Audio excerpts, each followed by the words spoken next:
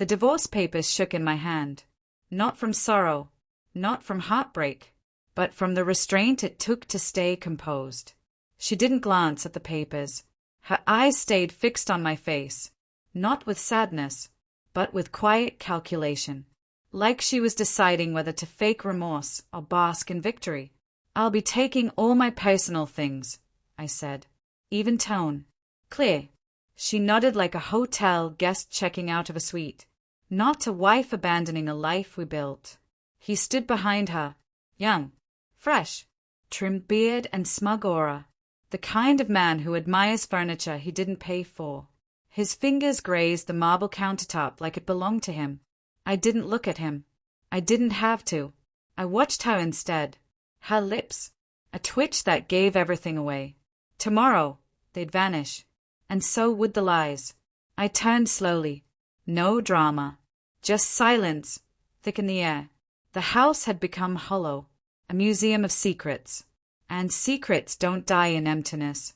They linger. They rut. They whisper. Mine was about to scream. She left her laptop open once. Just once. Long enough for betrayal to glow on the screen. "You make me feel more alive in one night than he has in 10 years. I stayed at that line for 13 minutes. Not because I doubted it, because it confirmed everything. Suddenly, it all made sense. Her distance, the giggles behind locked doors, the wine stains that never matched dinner. She played the role well. Kisses in public, cordial chats with my mother. But now I saw it. The crack in her mask. I didn't confront her. Not that night. Not the next. She expected a reaction. I gave her none. Instead, I paid attention. Not to her words. To her patterns. I collected clues like case files. New perfume after late nights. A phone turned face down at dinner. A cufflink that didn't match my suits. Every lie she told left a trail. She just didn't think I'd follow it. It started with photos. A forgotten shared iCloud account. A selfie, taken in our bedroom. He was shirtless. My pillow behind his smug head. I looked at it for 5 seconds. Just long enough. Then I smiled. Next came the finances.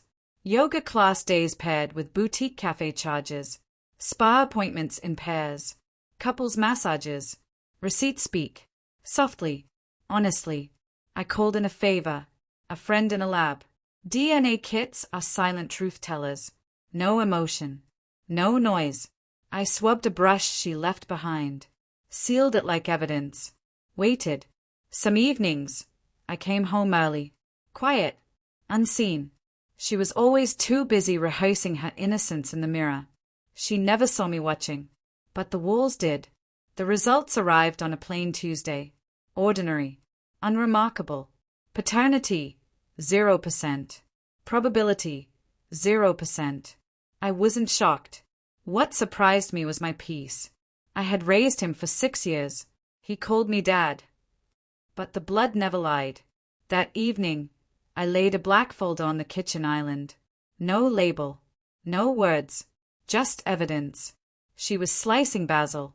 It smelled like summer. "What's this?" she asked. I said nothing. She opened it. Read the first page.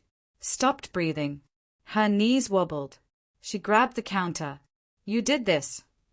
I nodded. "You knew." I met her gaze. "I always knew." She thought divorce was her escape route. Clean. Controlled. But I had already rewritten the ending. She wanted the house. Fought for it. I let her. Pushed it, even. Our dream house. Built by my hands. Soon to hold her fantasy. But months ago, I'd changed the deed. Transferred ownership quietly. To a trust. Under a shell company. All mine. She didn't own the house. She rented it. And that lease? It ends tomorrow. Today. She smiled walking in. Tomorrow, the locksmith comes. The lights go out. And silence takes over. But silence isn't peace. It's a reminder.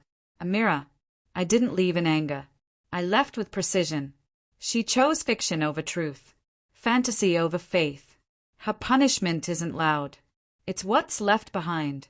An empty echo where life used to be. No child, no home, no story left to rewrite. Just her, and the ruins she created. I didn't take much when I walked away. Only my name, my peace, and the truth. Betrayal doesn't end with fire. It ends with finality. As I closed the door, I didn't look back. I didn't have to. The walls would speak for me. Every night. To her. Forever.